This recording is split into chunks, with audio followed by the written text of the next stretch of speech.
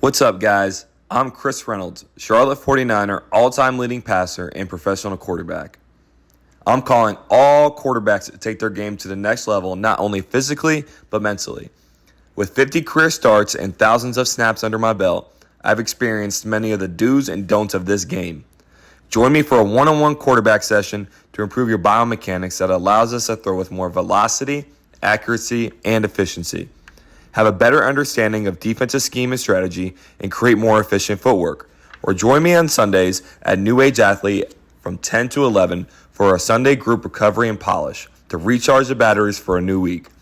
When it comes to film study, I offer in-season, one-on-one, Zoom, or in-person sessions to have a better understanding of how opponents try to attack us and to evaluate your play so we can improve for the following week. All options are on my Calendly link, calendly.com/Chris Reynolds QB, or you can find more information on my Instagram page at Chris Reynolds QB Training. I have a deep passion for this game, and I'm excited to take everything that I learned to take the younger QBs to another level. As always, roll Niners.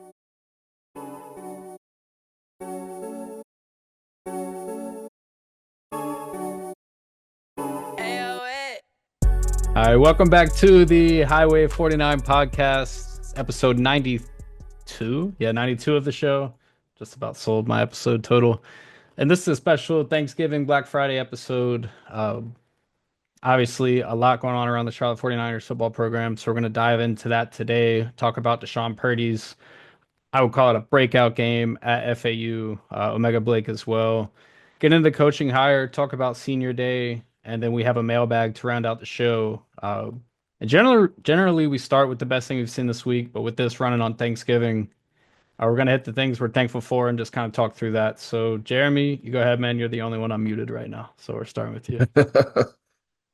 Corny, I am going to say you guys and all the listeners for the Highway 49 pod. Hunter came to Hannah and I, a little over a year ago, maybe a year and a half ago, and said, hey, uh, kind of Been a want to keep minute. this thing going. Would love to have you guys as guests. And ever since then, we've been going and haven't looked back. So really appreciate the friendships I've cultivated through this and all the listeners, the people when we're in the press box, Benjamin Edwards coming and saying like, "Hey, I watched the pod," or people mentioning us on Twitter and everything. So it's just good that you guys are liking what we are giving you because ultimately this is about the fans. So thankful for y'all. And secondly, of course, I'm thankful for TV shows and movies because sometimes when Ding, ding, ding.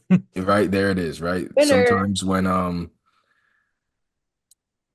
being in this sports world, I used to always listen to like First Things First and Undisputed and First Take and all these things, but truly, like, this is our jobs, right? So when you're always in this kind of like thing, you want an escape, and a good escape is, movies and TV and all these other forms of content. So those two things I'm thankful for. Hannah, how about you? Those are some good ones. I have to ditto what you said. You guys, just our friendships, I am so grateful for that. I'm grateful for the chance to do this podcast with you guys and continue to grow in this industry and just see how you guys exceed in your careers. It's just honestly a blessing to be able to do this with you guys as well as the listeners who tune in every week and they listen to our thoughts, our hot takes, and all of the good things that we have to say. So it's really just a blessing just to be able to do this with you guys. So I have to ditto Jeremy on that. But I just feel like I feel so grateful this season. I was talking to Hunter about this last night a little bit. This is the busiest I have ever been, like with work since I graduated college, and I'm just super thankful to be busy. Obviously, like working in sports is a grind, but I'm thankful for the grind. Like I've had so many new opportunities this season that I'm excited for. A couple new ones happened this week. That will happen in December. So I'm excited about some future projects coming up, games I get to work. So that's ACC hoops. yeah, I'm really excited. Yeah, I'm excited for that and some high school football state championship games. Super, super excited. I also just feel grateful for my family as well. I'm grateful um, that they support me in this crazy career and they are just the most loving family that I think I could ever ask for. So it's just a season of gratitude. And I just feel thankful for everything that God has blessed me with. So, Hunter, what about you? Definitely. I want to start with one thing that you just said. There's one thing about this industry is there's a lot of late nights. There's a lot of like messing with your schedule and missing events that you want to be at when you're in this industry. So definitely it's you have to like love what you do, and it makes it so much better to work with you guys so I can tell you guys love what you do. It's one of my favorite things about y'all. And then this pod. The listeners, it's one of my it's like the coolest thing when we're walking around, whether it's basketball or football, and people come up to us and acknowledge the podcast, talk about what they like. I mean, that's we've talked about it before. This is a non-profit show, basically. We are not like it's is all just free content for you guys to consume. That's been probably the most fun.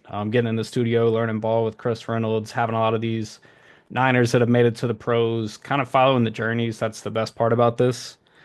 And then, yeah, to echo that, music, Jeremy's his movies and TV. I'm like playing piano or listening to music, doing whatever. And then family for sure. It always gets a little dicey. You know, my brother lives in Montana, so you kind of miss those around this time. Mom lives up in Virginia, but having the people close by, leaning on those relationships, and then making good friends through the years. And whether that's in sports and out of sports. So definitely. But yeah, I guess let's dive into it, guys. Right now, I would say most Niners are thankful for DeShawn Purdie, Niner fans for sure. Uh, the hope is to keep him in green and gold. That's been the message echoed across social media. And I actually spent a little bit of time talking with him yesterday, as well as Davis Cuff from the Niner Times. And the message was pretty simple. Davis asked him straight up, "Where are you going to play next year?" And he said, "Obviously, there's a lot going on with the head coaching search. This game also matters, but I bleed green." And I said it on Weston Walker. I think that can be perceived in two ways: bleed green and gold, or the color of money. So we'll see what happens with that because he is garnering some big time offers and his play. He finally had that breakout game. I had had some conversations with Mike Hill about before Biff Poggi's firing about Deshaun, and you could tell that the arm talent was there, the understanding of the game, but he hadn't had this monstrous line yet. He hadn't had the 25 of 30 for however many yards. And this past Saturday against FAU, he had that 16 of 30, 396 yards, three touchdowns, and a pick. And one interesting thing about the pick is while it was not a great decision, and you could tell he regretted it as soon as he threw the ball, Charlotte's defense gets a turnover on downs right after that. Purdy leads a touchdown drive, and they end up winning the game. So it was like he immediately responded to adversity. And overall, the best performance I've seen from him, both on the box score and on the field. Jeremy, I know you watched some of the highlights back, look through that. What were your thoughts, just the eye test on this kid's arm, man? Because it's next level. Yeah, yesterday's price isn't today's price. No, With Deshaun, it seems like game by game, that offer has to be going up because I texted Hunter just getting ready, rewatching this game, and the dude's throwing like 55-yard flat-footed passes on 3rd and 10 inside their own 15-yard line. I'm like, what am I watching right now? And I get it. A win is a win. You want to take everything with a grain of salt. FAU is 0-7 in conference play, so I don't want to walk in here and act like they just beat the Kansas City Chiefs. But you saw the flashes and you saw that arm talent can translate throughout. He's a true freshman, not a redshirt freshman, a true freshman. So, like you said, bleed green, who knows? Because that green, that money count is going up. So we'll see what happens. But like you said, just initial reactions, the guy was letting them go today or letting them go on Saturday. And they weren't just like first down, taking a shot. These are 3rd and 9, 3rd and 10. I have this written down. There's a 4th and 6 pass here that he gives to Sean nasty. Brown outside the numbers, like only where Sean can catch it.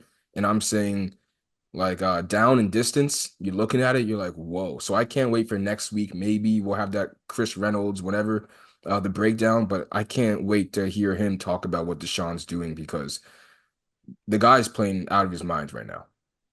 Definitely. And we've talked about it before. I reported this a couple weeks ago. There's already Power Four programs in on this kid. So I don't know what Charlotte's going to have to do monetarily to keep him.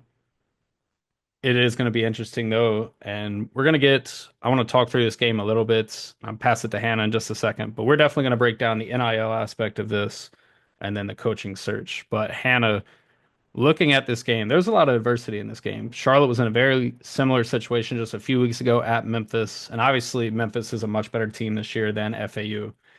But up five, couple minutes to go in the game, very similar to the Tigers game. Charlotte actually gets a strip sack by Jaquarius Conley, and Katron Evans gets a scoop and score. They put the game away on defense.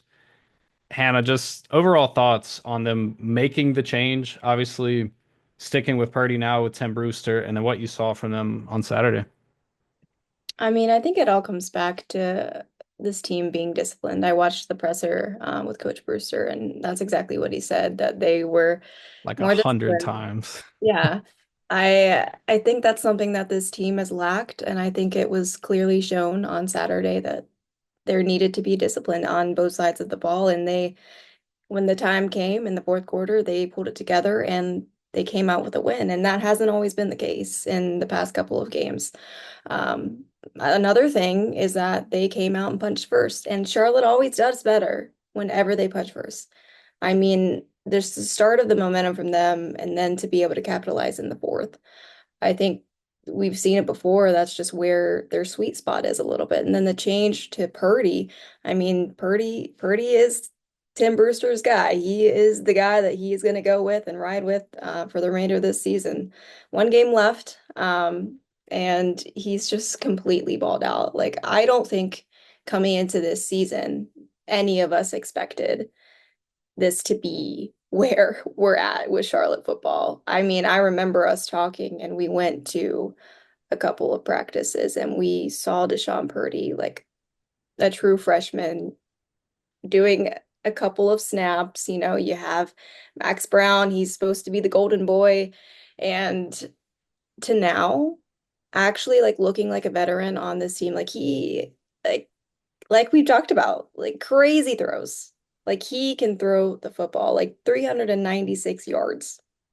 That's kind of crazy for a true freshman. And just think about where he'll be in the next couple years. I mean, obviously, it would be a dream for Niner Nation if he stayed here in Charlotte and continued to develop and be that leader that I feel like this team has needed for a long time since um, Chris Reynolds graduated. But gosh, I just overall, the discipline of the team was just fantastic, and they stayed focused on getting the job done. There's no banter, no silliness, just head down, a lot of grit, and they got to work. Definitely. And I think the wildest stat to me from this game, and I wrote about it in the Observer, we talked about it at the press conference, going from 8.5 penalties a game to zero is just kind of wild. I mean, it tells you a little bit the refs were letting them play. There were only four penalties the whole game, regardless, between two or three win teams. But there were no miscues as far as pre-snap stuff. We talked about that on here. 1010 asked a great question in the mailbag about how many penalties are offsides, how many are miscues before the snap, how many are OPI, things like that. And to go from 8.5 a game, 12 in the last two games to none is just a very stark difference. The only critique I have on this game, as far as the offensive side of the ball, is they had to settle for field goals quite a few times. Steven Rusnak, though, is really a weapon, and he said 4 for 4, 11-11 on the year.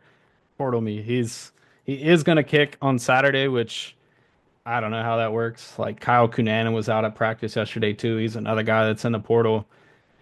I don't really understand that. I feel like if you're in it, you're gone. But interesting there. But Steven Rusnak will kick on Saturday. And one other interesting tidbit from practice, really fast. So you talked about Max Brown, Hannah. He is the scout team quarterback right now. He is working with Trexler's with the twos, Max is with the threes, which is just wild from the beginning of the season. I I've always thought it makes more sense to have a better scout team quarterback than letting your fifth or sixth or seventh string guy, and it's no shade on them, but you want to have someone with some talent to give you that look. So I like that Max is there. I think that'll probably benefit them this Saturday going against UAB. John Kitna's son is actually the Blazers quarterback, which is wild, former Detroit Lion. But I want to break down this game just a little bit. Charlotte, it's interesting because the 49ers committed no penalties and still needed a late game defensive stand to win the game against a not great FAU team, as Jeremy said. It's not like they went and beat a top dog. Purdy's arm was lights out. We talked about 396 yards as a third most passing yards in program history. Chris Reynolds has the top two, but it wasn't without some drama. I mean, like I said, he throws the pick midway through the third, or I guess midway through the fourth, and Charlotte's trailing by one at that time. It's looking like, oh man, this game could potentially get put away here. The Owls could take control. Charlotte gets a turnover on downs. One of the few plays of the day that their defense came up big. It was all in the last back half of the fourth quarter. They had a turnover on downs, a scoop and score, and then another turnover on downs to close the game. Charlotte had absolutely no semblance of a running game, though. I think it's 24 attempts for 46 yards, 1.9 a carry. They weren't getting anything going on the ground. It was all Omega Blake. And I'm going to plug some of the audio throughout this because, truthfully, guys, this was my favorite post-game press conference that we've done this year. Like, when I reflect back on last year, it's like Demetrius Knight, Darrell Robinson was like bringing that life to the room. But seeing DeShawn Purdie's face when I read out Omega Blake's stat line, which is 5 for 205 for 3 touchdowns, that's some Randy Moss numbers. DeShawn's just looking at him like mean mugging, like they have a special connection. So I'm going to drop some of that audio here because you can hear as soon as I tell Omega his line, DeShawn is just in awe. Omega, career day for you, 5 catches, 200 yards, 3 scores. Just talk about the performance, man. That's a line right there. Man, I thank God first and foremost. I thank him as well, man. I can't do nothing but make plays for this guy here, man. He show up week in and week out, man, and do his job, man. And it's my job or our job as a receiver court to make him play as comfortable as he been playing and trust us as much as he do. So that's pretty much it, man. Like I said, all the glory to God. And with that, DeShawn was making plays. I talked about this, but he was also making plays at the line of scrimmage, changing the plays and taking what I think was a third and short run play, was 3rd and 2.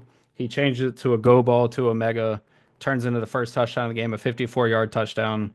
I confirmed with Tim Brewster and with DeShawn that he did change the play. DeShawn said he saw man-to-man. He said, I'm going to take my man every time. If you're going to leave your corner on the island, it's 6 points. And we've seen it time and time again with this duo.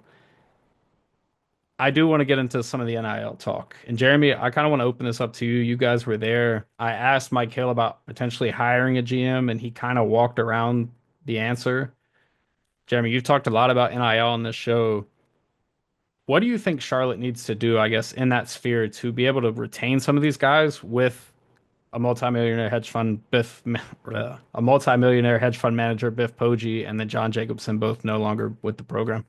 Yeah, this has nothing to do with Charlotte. It comes down to your collective. That's Yeah. what all these schools have. Florida State, Tennessee, South Carolina, Alabama, any big SEC school, any big school in general, it's the alumni, it's the collective that are pouring in money. And that's what it comes down to because Charlotte can't just give DeShawn Yeah. Purdie $400,000. That's not how this works. And Omega Blake too, like the Alpha and Omega. I don't know why people haven't started labeling, giving them a nickname or something like That could be a Purdy's the really good one right there. Yeah. Alpha, right? But Stamp that right now. Like, claim your trademark it. bag. Come on. Hey, but like Omega Blake, man, he has to be in that conversation too. It's not just DeShawn Purdie that you just said 5 for 205 and 3 touchdowns, and you touch on NIL. This you saw the thing where Michigan flipped a quarterback. I forgot where he was going LSU. originally, LSU to whatever, because Dave Portnoy was like, let's go and get this kid. I want my alma mater to be able to be a contender year in and year out. And to do that, you got to pay the big bucks. So it comes down to honestly the big people in Charlotte gathering around, coming around and saying, hey, let's take this into our hands. Let's make sure DeShawn Purdie stays here because Mike can do all he wants. Mike can say all the sweet things. Mike can pour honey on you, goat. DeShawn Purdie, he can do whatever. None of it's gonna matter if you don't, if you don't have a blank checkbook. Because I can tell you what, there are other teams right now seeing the same throws we saw on Saturday and saying, "Oh yeah, we want him behind center for us." So, I guess in conclusion, it doesn't matter about what Charlotte does. It comes down to, can your collective get the amount of money to be able to go to DeShawn and say, hey, we heard you say you wanted to bleed green. Well, here's the green that you were talking about in both ways. No doubt. And so I finally figured out like a quarterback going rate in the G5. And so this is not for every school. This is at least what kind of spans Charlotte. They're going to have to shell out between, and this is a large gap, right? This is a very wide range, but it's between $200,000 and $500,000. They have to find a way to get in that range. That's like swinging rate for a starting quarterback at this level right now. With one more game against UAB, who isn't a great team. So Deshaun, again, I could be saying in a week, yesterday's price isn't today's price again if he Yeah. goes and has another performance. So I mean, it's good because if you're Mike, you're like, I want this kid to ball out, and I want to show the recruits, or I want the transfer portal people to know that we have a legit QB. But you're also seeing him throw for 3 touchdowns and 400 yards, and you're thinking, man, that checkbook just got a $50,000 bigger, $100,000 bigger, So it's a good like trade-off, but at the same time, man, shout out to Deshaun because this is all because of his play. And Yeah. it's really cool to see. And he is like super humble. You could tell. And he's hilarious. And I yesterday was the first one-on-one interview where we just talked and just kind of chopped it up. And he's literally like I asked him about so Tim Brewster said that Biff Poggi, he didn't say it, but he said it without saying it. Biff Poggi had a hand in the offense. He said he let Mike Miller be free on Saturday. And he talked about coaches making suggestions. It was like almost like an indirect way to say, hey, Biff was doing a lot. And Saturday was the first time they were free. And I think you kind of saw the result with DeShawn throwing 14 passes of 20 or more air yards. Talk about Mike Miller having freedom. He's dipping in his bag early. What was that? Like some end around swing thing with the wide receiver in the first quarter. I was like, okay, Mike, I didn't know you had this in the bag. Or I knew you had it in the bag. I didn't know he was letting it rip right out the gate. Um, but again, with Deshaun and Mike, these aren't garbage time throws. These are gotta have it plays. Fourth down in the opponent's 35-yard line. That's a really deep field goal for Rusnak. Quickly, and they got 99 problems, but Rusnak isn't one. Just that guy can kick it. But at the Yeah. same time, to be able to trust your freshman QB to be like, hey, we're on the 35, we can get 3 points here, but we're going for it on 4th and 6, and he delivers a strike to Sean Brown outside the numbers. This is legit stuff we're seeing from this guy. And you could see the freedom out there. It was definitely noticeable, but I want to temper expectations a little bit Mhm. because we see this in every sport. We saw the Saints fire Dennis Allen, and they go and beat the Buccaneers the week after, or the Falcons the week after, right? We see all of these teams. ECU fires their head coach, Houston, and they're ripping off games like they're world beaters. This happens. There's a real thing called the interim head coach boost, right? So I want to see what they look like next week against UAB. Is this consistent? Mike Hill talked to us at the I guess the presser after Biff was let go, and he said that ECU game was an outlier. My question is that FAU game also an outlier? Are we gonna go back to what we are used to seeing from Charlotte next week? And I guess only time will tell, but for right now, definitely a good way to, I guess, get everybody back on your side after the Biff Poggi thing. Something that makes me curious is with Mike Miller having more freedom in the last game, I wonder how much control Coach Poggi had the past 2 years, and if Coach Poggi was putting in more suggestions than Mike Miller's play calling. I wonder how different it would have been if he would have just had that freedom last year as well.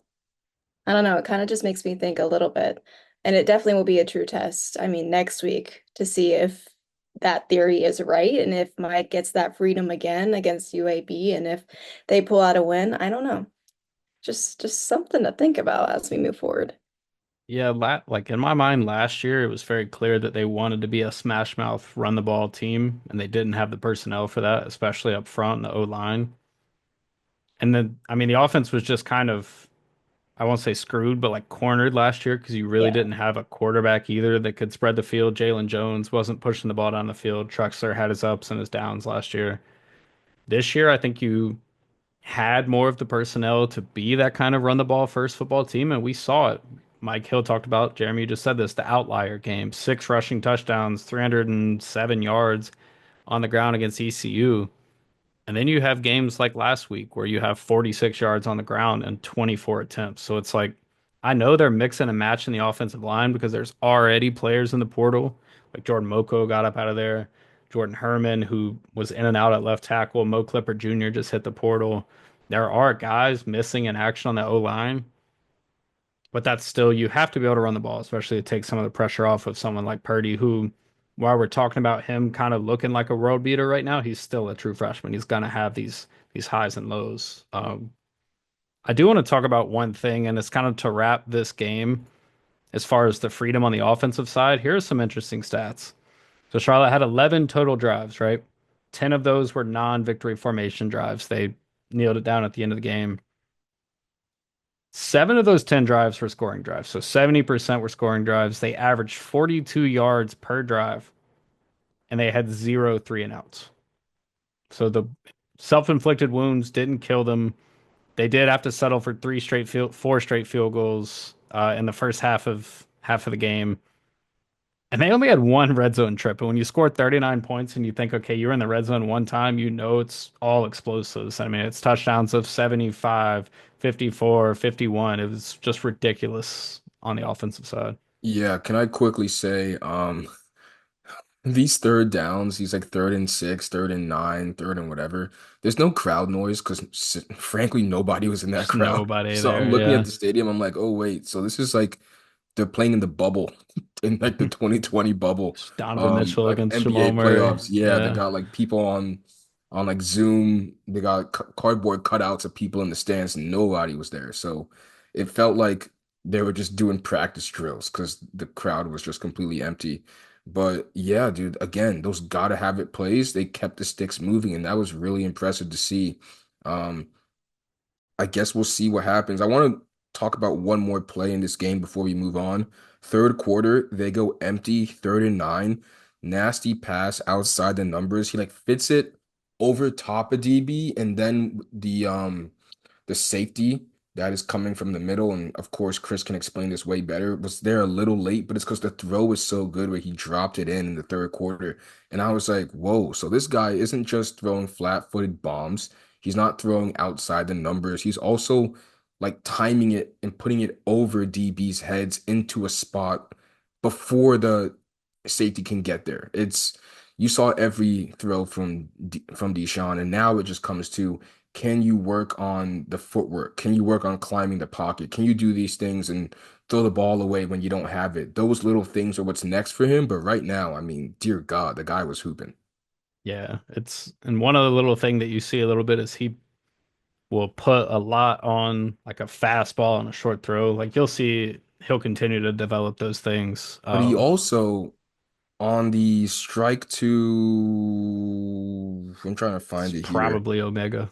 Yeah, it was Omega in the first quarter, throws it effortlessly. Like it was flick of the wrist thing, but the ball has so much air, but it also had enough whip to still allow Omega to run under it. So it was just really cool to see. Like he was able to dictate what type of throw, where it was going to go, how much velocity was on it, how much height was on it. And that's stuff you don't usually see from a true freshman. Yeah, so he threw 14 passes of 20 yards or more. Like I say, he hit 7 of those. So that is, I'm trying to find the grade, the NFL passer rating. That's 135.4 NFL passer rating on deep throws, which is just crazy. 5 of those were big time throws. He had one turnover worthy play down the field. He had 3 total on the game. There was a drop pick, or 2 total on the game. I'm sorry. He had a drop pick, and then he had the actual pick.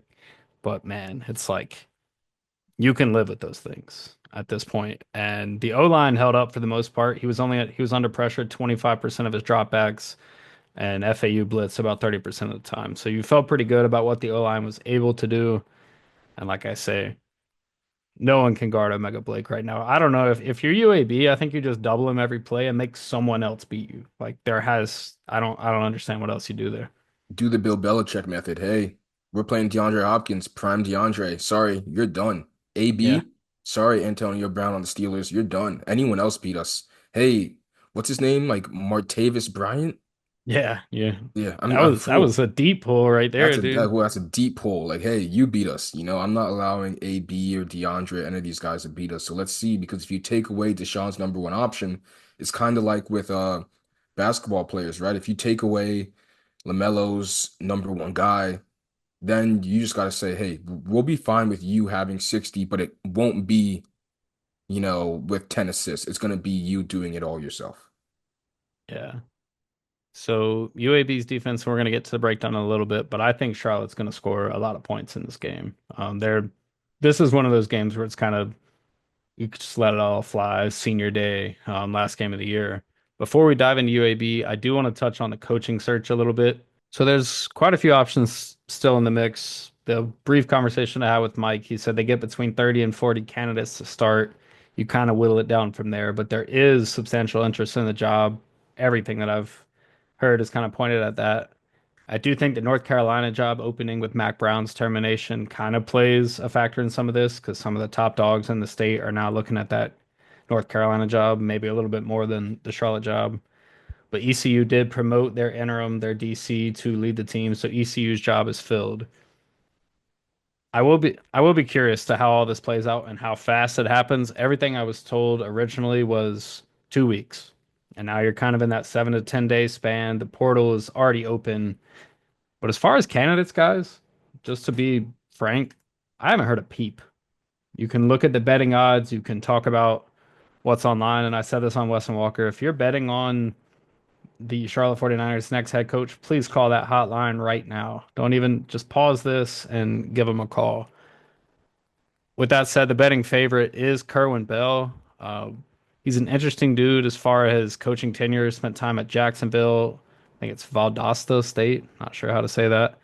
He's currently at Western. He's been there for 4 years. A 26 and 24 record at Western doesn't scream great success, but it is hard to win there. He's got 3 winning seasons in a row. Hannah, I know you know a little bit about Kerwin. Will you talk about what you know about him and the Catamounts out there in Cullowhee? Yeah, I had the chance to do their game against Elon in Elon's home opener, and I mean, they started out really slow, but Kerwin Bell is a guy that when we've talked about a guy who's been in this business for a long time, a veteran coach, he fits the bill for that. I mean, obviously, we've talked about not getting a guy who's super super old, but I mean, he has the experience at Valdosta State and Jacksonville University, and then his time at Western, and he's really turned that program around in his time there. And he has, I mean, obviously, this kind of goes into the DeShawn Purdie debate and if DeShawn Purdie stays, because I'm assuming that if obviously Kerwin Bell would take the head coaching job at Charlotte, and if he was even offered the position, he would probably bring a lot of his players to Charlotte, and one of them being Cole Gonzalez, his quarterback, and he will be a senior next year. So he's already well developed, a great player. He's a great passer, but also can use his legs a little bit. But he's truly developed a lot of kids on that roster and just seems like a really hard-nosed football coach. I got the chance to chat with him a little bit before that game, and he very personable, very nice. What you see is what you get type of guy, which I like. The no fluff added, just a hard-nosed football coach, but could be a good option for Charlotte if they're going in that direction. I'd have nothing. Yeah, Okay, I've got nothing. I'll wait fair till enough. it's announced and then I'll go and do my research. But speculation J won't come out of the shadows today. Fair enough. Fair enough. The other one in the mix, and I think so. Here's what makes this interesting, right? So Charlotte has to buy out Biff Poggi's $1.3 million unless he immediately takes a job at another program, which my conversations with him doesn't sound like that's going to happen in the next 3 to 4 weeks. So I'll keep you guys updated on that for the YouTube crowd. Tim Brewster put his name in the hat, and I think he checks a lot of the same boxes that Biff Poggi does as far as the player coach, the motivator, the try and say all the right things, but he's not necessarily a one side of the ball type of guy that Mike made it pretty clear that he wants. Tim Brewster does have one thing he does have is he has time in the chair. He was Minnesota's head coach 2007 to 2010. He's been all over the country, spent a lot of time with Mac Brown, both at Texas, at North Carolina, was at Jackson State with Deion Sanders, went to Colorado with him. So he's seen the highs and lows of the portal, and then obviously now knows the Charlotte program. And he talked in his maybe introductory interim press conference that he feels like he's been in every high school in the state of North Carolina. So he does check some boxes on that front. And talking to the coordinators and a lot of the staff, it's like a freeing feeling right now with him as the interim head coach. Even Johnny King said it yesterday. He said the team played with a sense of freedom. It was nice to go down there and not have all this pressure. And I think that's an interesting way to put it, knowing that Biff spent, 22 games here and they go down there and as Jay said, the interim head coach boost. Can they do it again is the question. Other candidates, it's still mixing and matching. Joe Cox is a name I've continued to hear thrown around. I haven't heard as much about Alex Atkins. Not sure what's going to happen with that. But as this unfolds, we'll keep you guys updated. But Mike Hill is keeping this as close to the vest as possible because, as we said before, this is huge for him. This hire is massive. Like I said, brief conversation. He said they're making good headway. No timeline as of now. So, like I say, I assume it's the next couple weeks. We'll see how it all plays out. With that, there still is one more game this season. It's against UAB. It's not homecoming, but senior day this Saturday, 3:30 kick. Jeremy, what do you know about the Blazers, man? Because they have also had a rough season out there. I want to preface this by a wise man named Mace. Everyone knows Cameron and Mace have a podcast, and he said, "You gotta stop getting upset with hearing the truth. Don't get mad at me. So UAB, don't get mad at me. Work on your game. You guys, PU stink." Um, I'm not gonna act like they're like Charlotte's way better than them because I looked at the conference Mm. rankings and they're just one spot behind Charlotte in the conference, I guess, record. They're 2-5 in the conference. They're 3-8 overall record. So it's not like this team is, winless, but they did come off a win. They beat Rice 40-10 in their most recent matchup. So it's not going to be like an easy game, but this is one of those games where it's like you're a sicko if you're watching UAB in Charlotte and you're a true fan. So shout out to them. But getting into the actual team, I'm looking at the receiver core and Cam Shanks, their wide receiver, 58 receptions, 632 yards, 5 touchdowns. The next receiver, Amari Thomas. Hopefully, I'm pronouncing all these right. Another wide receiver, 56 receptions, 610 yards, 8 touchdowns. The third receiver has 17 receptions. So it's 58, 56, 17. They have two guys to give them the ball to. And if you cut one of those two guys out, that's the best way to, I guess, stifle their offense. We just talked about take Omega out the game, double Omega, see where that gets you. Do the same thing with UAB. Because if you eliminate one of those two guys, you cut the head off the snake, I think the rest will fall into place. Charlotte's -2.5. So even the odds makers are like, this isn't going to be some type of blowout. And again, you always see a regression after the week following the interim head coach boost. So I'm interested to see what happens with the Blazers. But UAB, don't get mad at me. Work on your game. Work on your game, man. Yeah, that's And lastly, sorry, I know that's like a crazy thing to say, but like this is the end of the season. There's one game left. So this isn't like I'm saying this 4 games into the season, halfway through the season. No, we it's have an a big entire sample sample size. size Yeah. exactly of what you have done this season. It hasn't been great. Charlotte hasn't been great either, but they've had higher highs. So we'll see what happens on Saturday. Looking forward to it. Yeah, UAB has seen point totals of I think it's 53. I know Tulane put 70 on them. And you're right. Them beating Rice 40 to 14, 40 to 10, whatever it was, is kind of an outlier in their season. But that's the wild thing about the AAC college football altogether. Like Rice blows out Navy. Charlotte beats Rice. Navy blows out Charlotte. You never know what you're going to get week to week in this league. And obviously, this is an exciting game for the seniors. We talked to Johnny King and Prince Wallace Beamer yesterday. Two guys that have like really stuck around in this program. Like I'm pretty sure Prince was recruited by Brad Lambert, stayed for Will Healy, had a major injury 2019, stuck it out with Biff, and now he's on his second interim head coach after Rosamondo a couple years ago. So these guys have been through the ringer as far as coaching changes. Offensive line coach feels like it's changed every year forever for this team. So I can commend Johnny King for that. But you want to see these guys go out on top on Saturday. And talking to DeShawn Purdie about the FAU game, he said it felt so good to see the relief on people's faces after they won that game, like genuine happiness. I mean, you go to Boca Raton, it's always nice to be down in Florida, anyways. But to leave there with a win after an emotion-filled week, obviously you needed that. Yeah, Mike, go talk to the city and add a new wrinkle into that stadium expansion. We need a Prince Beam statue outside Jerry Richardson Stadium. You see those memes where it's like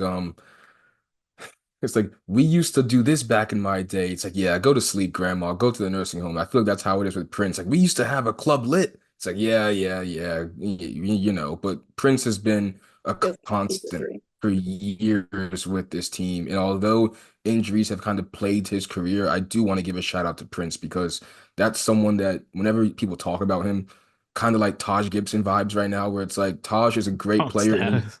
yeah, and the reason why he's still in the league is because he loves the game. Prince doesn't want to go away, right? Prince is like, dude, if I can be out there supporting my teammates, getting some work in, I want to do that until the wheels fall off. So, utmost respect for Prince. And I can't wait to see what he does on senior night. No doubt.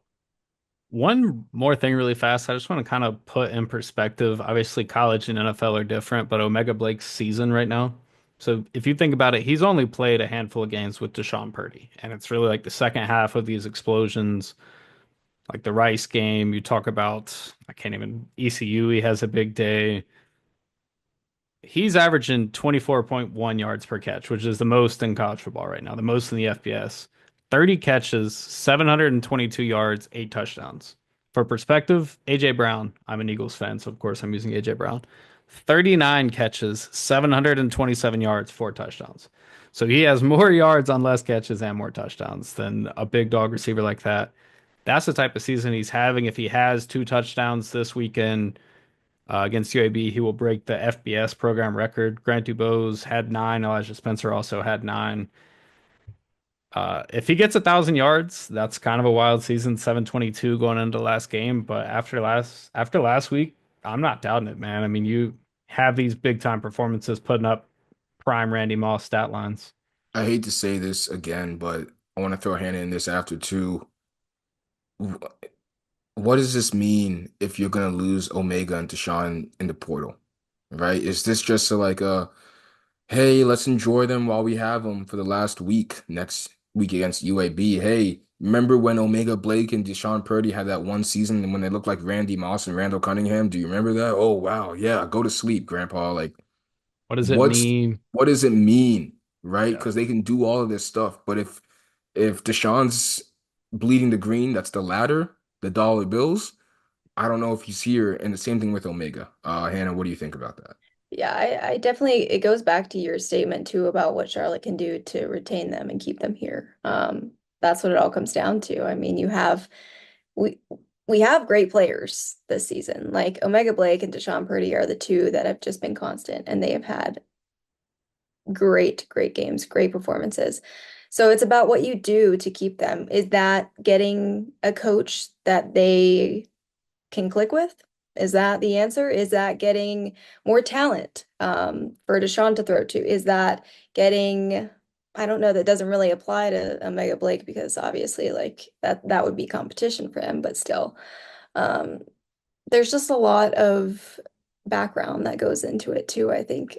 What makes it appealing for them to stay at Charlotte? What is it that Charlotte can promise them moving forward? I think there's a lot of things that play into that. I mean, NIL is a big one, but also just in terms of playing time, culture, like who knows? Like I was just saying, like if a coach comes in, brings in another quarterback, like what's going to happen? Is he going to get the playing time? Because he's still young.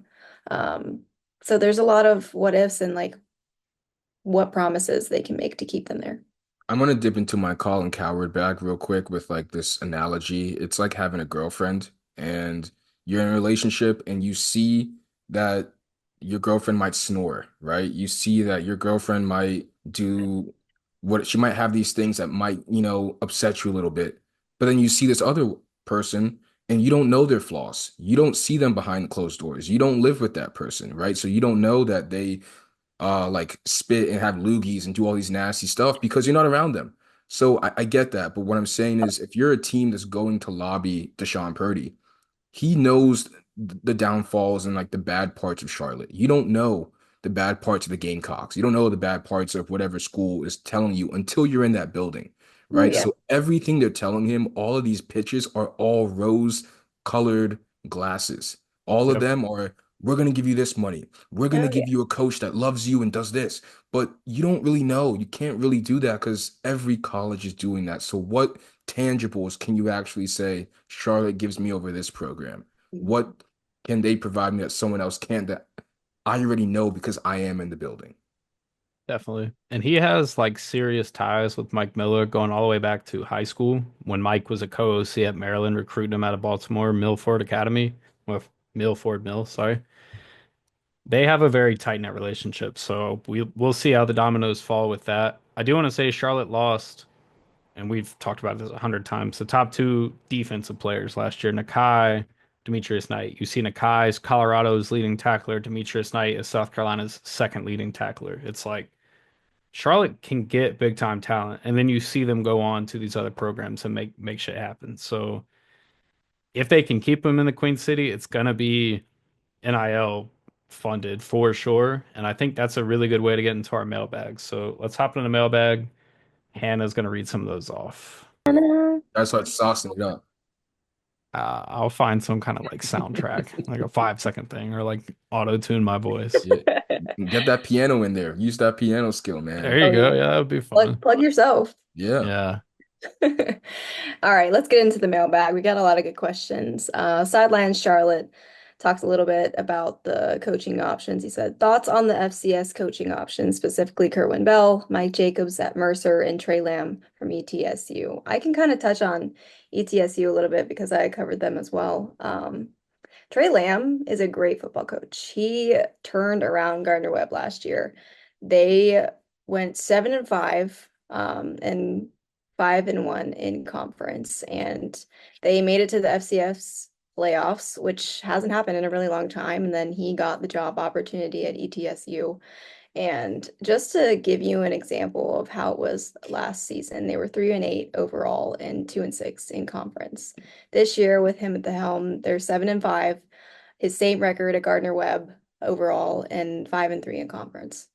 So he's doing a pretty decent job turning that program around. And he's also a great guy, great coach, players coach. He's a little bit on the younger side, so could be something that Charlotte, if they were looking in that direction, would be a good fit. But I wouldn't be mad at that hire, honestly.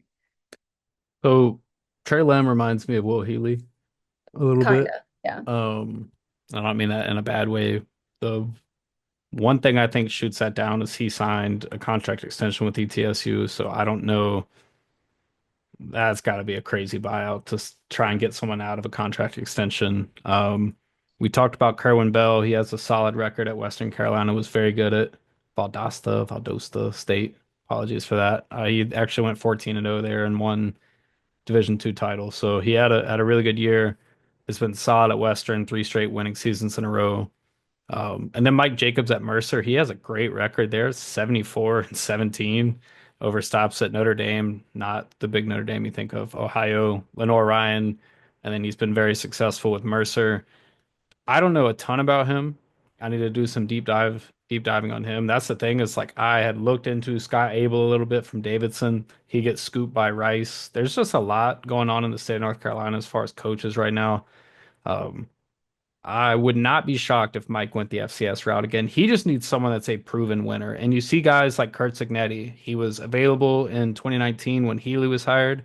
Kurt Signetti was at Elon. He goes to JMU, extremely successful there. You see what he's doing at Indiana. I know Ohio State just kind of put the belt to ass to them this past weekend, but that's still an awesome season, probably the best ever, or maybe not ever, but one of the best ever for Illinois. That's all I got on the FCS guys. Perfect. Jocko asked, is retaining Brewster as head coach a viable option, and how will player retention look with or without him as head coach? Head coach look next year, especially with Purdy. I would love to see what happens next week. Again, I'm going to keep harping on it because it is a real thing. The interim head coach boost, you look like a world beater when you have an interim head coach for the first week. You look like you're going to win the Super Bowl or win the American Championship or win whatever. I need to see it again.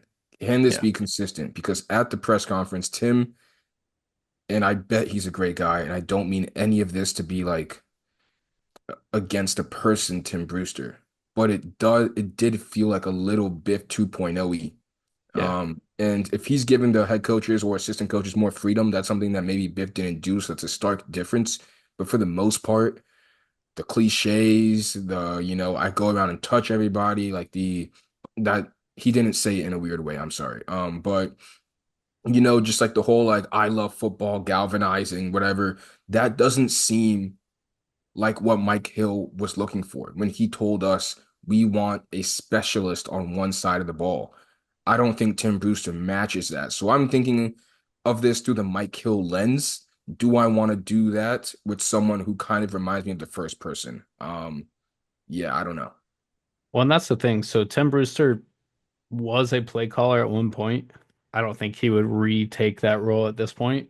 One interesting caveat in all of this, we've talked about Biff Poggi's buyout. Mike Miller has to be bought out as well. He's one of the only other, I think the only other coach on staff that isn't an at-will coach, meaning they can be terminated at any time. They're not on long contract deals. Mike signed a 3-year deal. Next year would be his third year.